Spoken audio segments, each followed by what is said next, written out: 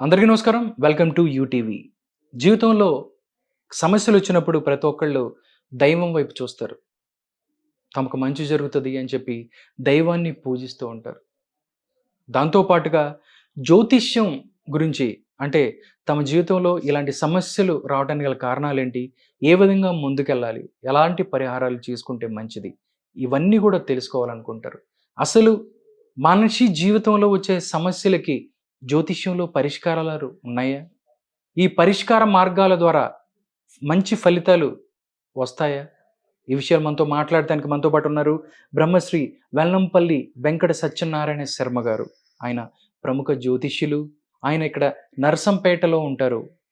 ఆయన్ని అడిగి మరిన్ని విషయాలు తెలుసుకుందాం ఈ జ్యోతిష్యానికి సంబంధించి. నమస్కారం వెంకట సత్యనారాయణ శర్మ గారు. ఆయుష్మాన్లో ఆరోగ్య ప్రాప్తిస్తూ లక్ష్మీ కృపా కటాక్ష. సార్, గాయత్రి హనుమాన్ వాస్తు జ్యోతిష్య ముహూర్త ప్రశ్నాభాగ పీఠం ఇక్కడ ఉంది. ప్రజెంట్ నేను ఇక్కడ ఉన్నాను. నిజంగా అంటే జీవితంలో ఏదైనా ప్రాబ్లమ్స్ వచ్చినప్పుడు అసలు ప్రతి ఒక్కళ్ళకి ఇది ఎందుకు వచ్చింది, ఏం చేసుకుంటే మంచి జరుగుతుంది అన్న అక్కడ మొదలవుతుంది. కొన్ని వాళ్ళకి తెలియనివి కూడా తెలియని, అసలు ఏం జరుగుతుందో తెలియదు, ఎందుకు జరుగుతుందో కూడా తెలియదు. ఇలాంటి సమస్యలన్నిటికీ జ్యోతిష్యంలో పరిష్కారాలు ఉన్నాయంటే ఏం చెప్తారు సార్ మీరు? శ్రీ గురుభ్యో నమః. శ్రీ గణాధిపత్య నమః. రాజా శ్యామల నాగావంతలింగేశ్వరాభ్యాం నమః. జ్యోతిష్యానికి తప్పకుండా మీకు ప్రొటెక్షన్ ఉంది, పరిష్కార సూచనలు ఉన్నాయి. అయితే ఏంటి అంటే మనం ఒక డాక్టర్ దగ్గరికి వెళ్ళేప్పుడు హార్ట్ సంబంధించిన డాక్టర్ చెప్తే హార్ట్ డాక్టర్ చెప్తాము, కానీ బొక్కల డాక్టర్ పోతే హార్ట్ చెప్పలేడు. అదేవిధంగా జ్యోతిష్యం అనేది ఒక పెద్ద సబ్జెక్ట్, అది సముద్రం. అందులో మనం ఎంత ఆడినా ఇంకా చిన్నపిల్లలే. నేను స్టిల్ ఇప్పటికి నేను విద్యార్థిని అనుకుంటా. విద్యార్థి అంటే ఇంకా నేర్చుకోసం ఎన్నో ఉన్నాయి అనుకుంటా. ఓకే, అట్లా ఉన్నప్పుడే మనం డెవలప్మెంట్ ఉంటాం. అదేవిధంగా జ్యోతిష్ శాస్త్రంలో ఏంటి అంటే 12 రకాల భావాలు చెప్తారు. తనుస్థానము అంటే మన గురించి, ధనస్థానము కుటుంబ స్థానము, భాతృస్థానము అన్నతమ్ములు అక్క చెల్లెలు, మాతృస్థానము పిల్లల స్థానం సంతానము, మనం యాత్రలు చేయటం కానివ్వండి. అదేవిధంగా షష్టమ స్థానం ఆరోగ్యము రుణము రోగాలు, 7వ స్థానం భార్య గురించి, 8వ స్థానం ఆయుష్ గురించి, 8వ స్థానం 2వ పెళ్లి గురించి, ద్వితీయ స్థానం 3వ పెళ్లి గురించి. అదేవిధంగా భాగ్యస్థానం 9వ స్థానం తండ్రి స్థానం, మన భోగభాగ్యాలు ఎలా ఉంటాయి, తండ్రి యొక్క ఆశ్రితం మనకు ఎలా ఉంటుంది, తండ్రి యొక్క ఆస్తి అనుభవించడం. అదేవిధంగా 10వ స్థానం కర్మస్థానం కానీ మనం చేసే ఫలితం బాగుందా లేదా. అదేవిధంగా లాభస్థానం 11వ లాభస్థానం, అది మిత్రస్థానం కూడా. 12 వ్యయస్థానం ఖర్చు స్థానం. ఈ విధంగా 12 రకాల భావాలు ఉంటాయి. ఈ 12 రకాల భావాల యొక్క ప్రొడక్షన్ తెలుసుకున్నాం అనుకోండి, మన జీవితం సుగమం చేసుకోవచ్చు. రాళ్ళ మీద నడిచే మాటను పుష్పాలపై నడిచేసుకోవచ్చు. ఓకే, బ్రహ్మాండం ఉంటుంది. ఓకే, అంటే ఒక సమస్యతో ఏదైనా వచ్చినప్పుడు మీ దగ్గరికి వచ్చినప్పుడు ఎలా ఆ సమస్యకు పరిష్కారం చూపిస్తారో జ్యోతిష్ మార్గం ద్వారా సబ్జెక్ట్ ఉంటండి. ఉదాహరణ సంతానాలు అని చెప్పి వచ్చారు వాళ్ళు. వాళ్ళకి పుట్టిన యొక్క డేటు సమయం తీసుకుని నిర్ధారణ చేస్తాం. చేసి అమ్మాయికి ఏం సమస్య, అబ్బాయికి ఏం సమస్య అంటే ఇద్దరు జాతకాలు తీసుకొని మీరు చేస్తారు. ఇద్దరు జాతకాలు తీసుకొని అమ్మాయికి శారీరపరంగా ఏ లోపాలని ఏంటి, ఇవాళ బిల్లున్స్ ఉంటున్నారు, గర్భాంచులో బుడుగులు వస్తాయి, దానివల్ల రాదు. కొందరికి నెలసరి రాదు, దానికి పరిష్కార మార్గం చెప్తాం. మనం చెప్తాం. వాళ్ళ డైరెక్ట్ ఇంటర్ చేసుకుంటే మనం కొనుడు హాస్పిటల్ పోవాల్సిన అవసరం లేదు. నేను ఒక 250 మంది సంతానం అయింది, ఆలోచించిన వాళ్ళు 250 మందికి అయింది, కానీ వాళ్ళు ఇంతవరకు లేరు. ఓకే, ఆ విధంగా వాళ్ళు వచ్చిన యొక్క మార్గాన్ని బట్టి వాళ్ళ యొక్క పరిష్కారాన్ని బట్టి నేను చేస్తాను. ఇప్పుడు ఇక్కడ ముగ్గురు కూర్చొని భోజనం చేస్తారు ఇంతకుముందు. తండ్రి బాబు, ఆ బాబుకి బాగానే వచ్చారు. వచ్చి వాళ్ళ 15 రోజులు కాదు, మా అబ్బాయి చాలా బాగుంటున్నాను. వాళ్ళు ఒక 3 సంవత్సరాలు చెప్తున్నారా, ఇప్పుడు మా అబ్బాయి బాగుంటుంది చెప్తున్నాను. అలా వారికి ఉండే సమస్యను బట్టి ఏ సమస్య ఉంటుంది, ఎలా ఉంటుంది, ఏం చేస్తాం అనే యొక్క ప్రొడక్షన్ ఇస్తాం, చేస్తాం, చేసుకుంటాం. ఓకే, అదేవిధంగా ఇప్పుడు మీరు కుజదోషం అని చెప్పారు. 2వ స్థానము, 4వ స్థానము, 7వ స్థానము, 8వ స్థానం, 12వ స్థానం కుజదోషం గురించి చెప్పేది. సహజంగా కుజదోషాలకు జపాలని చెప్పి చాలా మంది చేస్తున్నారు. అసలు కుజదోషం మనకు వర్తిస్తుంది అని అంటారు, నిజంగా? అంటే ఇక్కడ సప్తమే అష్టమే శ్రీనాం వరహ కుజ నరానాం వరకుజ అంటే 2, 4, 7, 8, 12 స్థానంలో కుజుంటే తప్పకుండా కుజదోషం ఉంటుంది. కుజదోషం ఉన్న వాళ్ళని ప్రతి చేసుకుంటే ఏ సమస్యలు రావు. 2వ స్థానంలో ఉంటే ఏంది, 2వ స్థానంలో ఉంటే ధన నష్టం, ఓకే, కుటుంబ నష్టం. ఈ అమ్మాయి ఎంతైనప్పటి నుంచి అత్తకు ఈ కొడుకు పడకపోవడము, ఈ అత్త కొడల మధ్య సమస్య వచ్చిన భర్త ఇరుక్కుపోవడము. 4వ స్థానం ఓన్లీ అత్తతో సంబంధం, ఉమ్, 7వ స్థానం భార్యాభర్త సంబంధం, 8వ స్థానం ఆయుష్ సంబంధం, 12వ స్థానం ఖర్చు. ఈ అమ్మాయి పోయినప్పటి నుంచి లగ్జరీ ఖర్చు మెయింటైన్ చేస్తుంది. దానివల్ల ఈ భర్తకు తీసుకొచ్చే అవకాశం ఉంది. ఇట్లా కుజ దోషాలు ఉంటాయి, తప్పకుండా కుజ దోషాలు. అదేవిధంగా సర్పదోషం ఉంటుంది, సర్పదోషం ఉంటుంది, కాలసర్పదోషం ఉంటుంది. ఓకే అందులో అపసర్యకాల సర్పదోషం ఉంటుంది, సర్యకాల సర్పదోషం ఉంటుంది. ఇలా ఏది ఉంది అని నిర్ధారణ చేసి ఆ దోషం వల్ల ఏం వాళ్ళకి అవుతుంది అని తెలిపేది జ్యోతిష్ శాస్త్రం. ఓకే. చాలా మంది చూసుకున్నట్టయితే ఈరోజు అమావాస్య ఇక్కడ చూసుకున్నట్టయితే చాలా మంది భక్తులు ఇక్కడికి వచ్చారు. ప్రతి అమావాస్యకి ఎంతో మంది భక్తులు తమ సమస్యలతో ఇక్కడికి వస్తూ ఉంటారు. సాధారణంగా ఎలాంటి సమస్యలతో మీ దగ్గరకు వస్తారు? వాళ్ళకి మీరు ఎలాంటి పరిహారాలు వాళ్ళకి అందజేస్తారు? ఒకరికి దిగాత్స యోగం ఉంది, 2 పెళ్ళిళ్ళు, ఉమ్, వాళ్ళ కదలి వివాహం చేసుకోండి అని చెప్తాం. ఉమ్. కదలి అంటే అరటి చెట్టుతో వివాహం, ఏంటండి? అరటి చెట్టుతో వివాహం, ఆ, అరటి చెడుతో వివాహం చేసుకోవాలి. వివాహం. ఉమ్, లేదా కుంభ వివాహం ఉమ్, అంటే కుండతో వివాహం, అదొకటి. ఓకే. అదే విధంగా కొందరు ప్రేమించిన వాళ్ళు ఉంటారు, ఉమ్, ప్రేమ పెళ్ళిళ్ళు. ఉమ్, అది సక్సెస్ అవుతుందా కాదా అసలు అనే విషయాన్ని చెప్తాం. ఉమ్, అది కాని పక్షంలో ఏ విధంగా ఫెయిల్ అవుతుందో చెప్తాం. ఉమ్, కొందరికి ఎలా ఉంటారంటే అస్తమ స్థానంలో శుక్రుడు కుజుడు కలిసి ఉంటారు. ఉమ్, పెళ్ళైన 24 అవర్స్ నుంచి 1 మంత్ లోపల వాళ్ళు ఎనీ టైం యాక్షన్ తెచ్చుకుంటారు భార్యతో. ఉమ్, నేను మనం ఎవరేం చేయగలం, ఆ దోషం ఉంది కాబట్టి. అదే ఇద్దరికి ఉందనుకోండి దోషం కొట్టేస్తాం. ఉమ్, అలా వారి వారి సమస్యను బట్టి పరిష్కారం చేస్తాం. ఆ పరిష్కారం 100% సుగమం చేస్తాం. ఓకే. మనం చెప్పి ఇక్కడ ఏంటంటే పౌరోహిత్యం, రజంచత్తం, గ్రామనృత్యం, సాక్షివాద, అమృతవచనం, పరాన్నం, మాడాపత్యం, మావూర్దేవో మమ పశుపతే ఇహ జన్మ జన్మాంతరేషు. పౌరోహిత్యం అంటే ఒక బ్రాహ్మణుడు పౌరోహిత్యం చేస్తాడు. ఉదాహరణ నేను ఉన్నాను, ఉమ్, పౌరోహిత్యం చేసినప్పుడు నేను తప్పకుండా నిత్యం సంధ్యానం ఆచరించాలి. ఓకే. సంధ్యానం ఆచరించడం వల్ల పౌరోహిత్య దోషం నాకు పోతుంది. ఓకే. కానీ మేము బయట రూపాయలు సంపాదించడం పడ్డప్పుడు నా సంధ్యానం మానకుంటా, ఇది నాకు లెత్త. ఓకే. రజం చెప్తాం అంటే చాకలి పని చేయడం, అంటూ ముట్టు రకరకాల బట్టలు వినాలి, అదొక దోషం. గ్రామానికి అధికారిగా ఉండటం, ఎప్పుడు పరాన్నం ఎవరు భోజనం పెట్టాల్సిందని చూస్తారు. అమృతవచనం, మంచి మాట చెప్పడం కూడా మహాభారతం.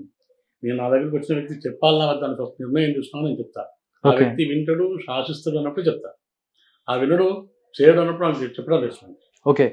ఇప్పుడు చూసుకున్నట్టయితే గత కొన్ని రోజులుగా మనం చూస్తే ముఖ్యంగా భార్యాభర్తల మధ్య సమస్యలు ఉండటం.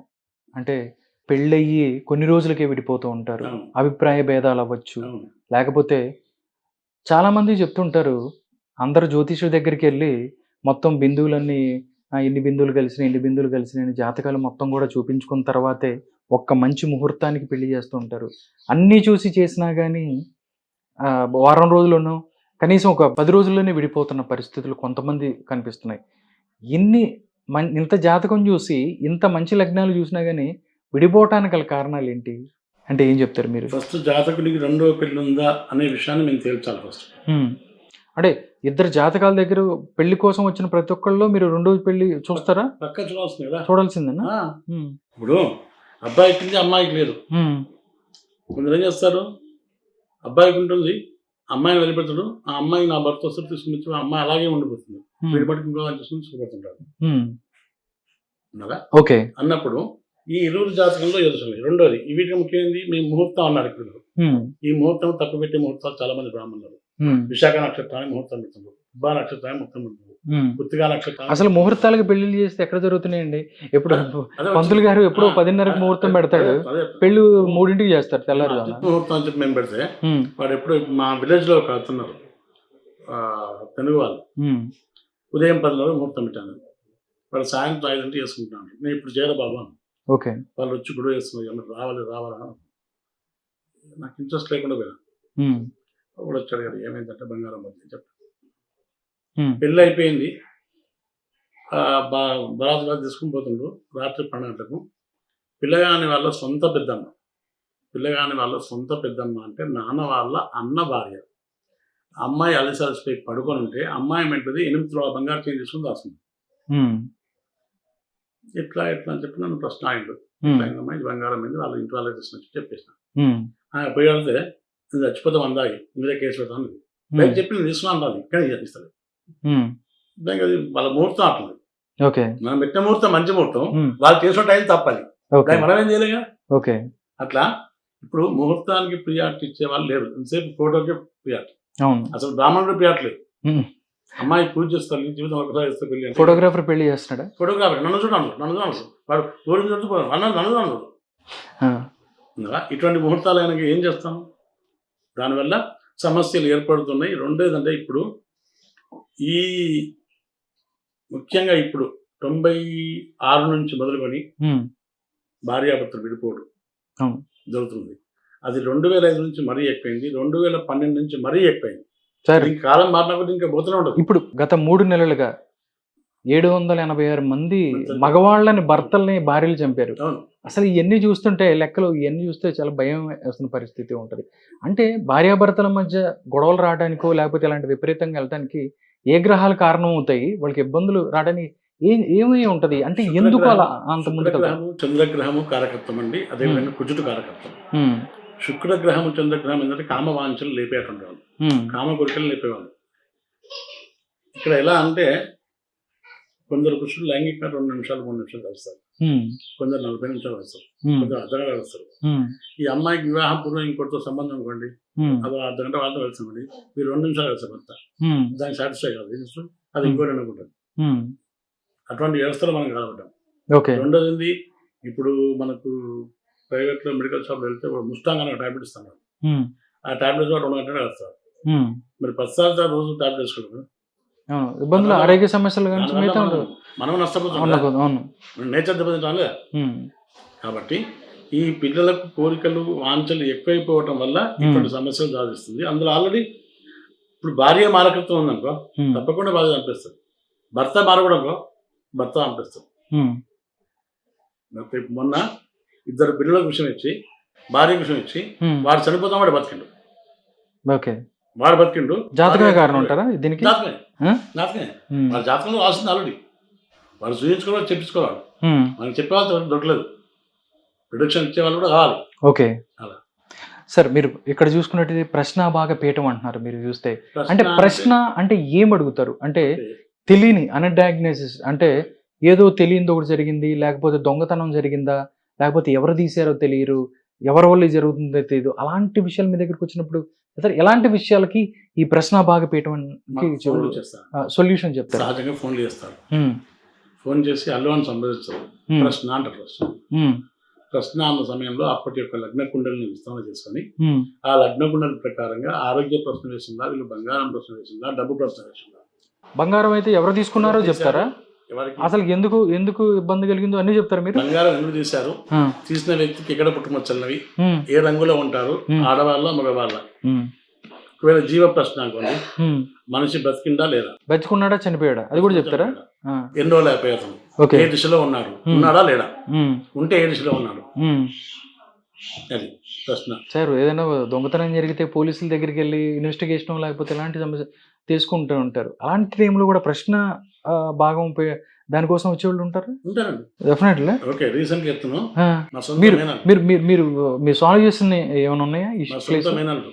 నేను రీసెంట్ గా చెప్తున్నాను, 3 months బ్యాక్ మా సొంత మేనల్లుడు ఉంగరం పెట్టుకుని వెళ్ళాడు, బేడం అయిపోయింది, చేతులు ఉంగరం పడిపోయింది. ఇట్లా వాళ్ళు పెయింది అనుకున్నాడు, అసలు పెట్టుకోలేదా పెయిందా అని చెప్పాలని పక్కన మా అక్క ఇప్పుడు చూసుకొస్తున్నాను, బంగారు ఉంగరం పెట్టుకుంటామా, ఆకుపచ్చ రంగు వస్త్రం కప్పబడ్డది, ఒక కవర్ ఉంది చూసుకోండి, అక్కడే ఉంటుంది ఈశాన్య భాగంలో అని చెప్పారు. ఇది తివాచి ఉంది, తివాచి కాబట్టి ఈశాన్య భాగంలో ఆకుపచ్చ కింద ఉన్నది ఉంగరం. అదేవిధంగా ఇలా చాలా మంది అడుగుతుంటారు, ఎల్లో కవర్లో పెట్టుంటారు, కొందరు భూమి పేపర్లు దొరికిన పేమెంట్ చేస్తారు. అమ్మ మీ పేపర్లు పోయినాయి, వాటి కోసం చేశారంట. ఆ పేపర్లు ఏంటంటే అమ్మ ఎల్లో కలర్ కవర్లు ఉన్నాయి, ఈ పలానా దిశలో పెట్టిండు, దానిపైన తెల్లబట్ట కప్పబడ్డది అని చెప్తాం, వాళ్ళు చూసుకుని దొరుకుతుంది. ఇది ఫ్రీ సర్వీస్, ఫ్రీగానే చెప్తారు, డబ్బులుగానే మీరు తీసుకోరు. Free service. ప్రశ్న అనేది ఫ్రీ సర్వీస్. వాస్తు భూ పరీక్ష నుంచి ఆరంభమవుతుంది.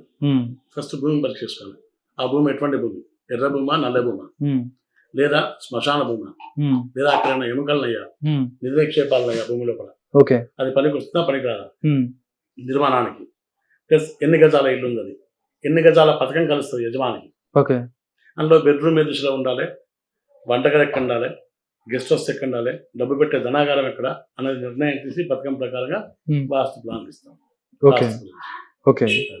ఇప్పుడు చూసినట్టయితే చాలా మంది అంతకు ముందంటే మనకి ఇప్పుడు జనం లేరు కాబట్టి మన నెలలో ఈ ఊర్లోనే ఉండేవాళ్ళం. ఇప్పుడంతా పెరిగిపోతున్నారు. పెరిగిపోతున్నాయి. శ్మశానాలు కూడా ఏంటి మొత్తం కలిసేసి అక్కడ శ్మశానం కూడా అపార్ట్మెంట్లు వేస్తున్న పరిస్థితి. అలాంటి ప్రదేశంలో ఇల్లు కట్టడం వల్ల ఇబ్బందులు ఏముంటాయి? తప్పకుండా ఇబ్బందులు అవుతాయి. ఇప్పుడు రండి, ఎలాంటి సమస్యలు వచ్చే అవకాశం? ఓకే, మీరు భోజనం చేస్తున్నారు.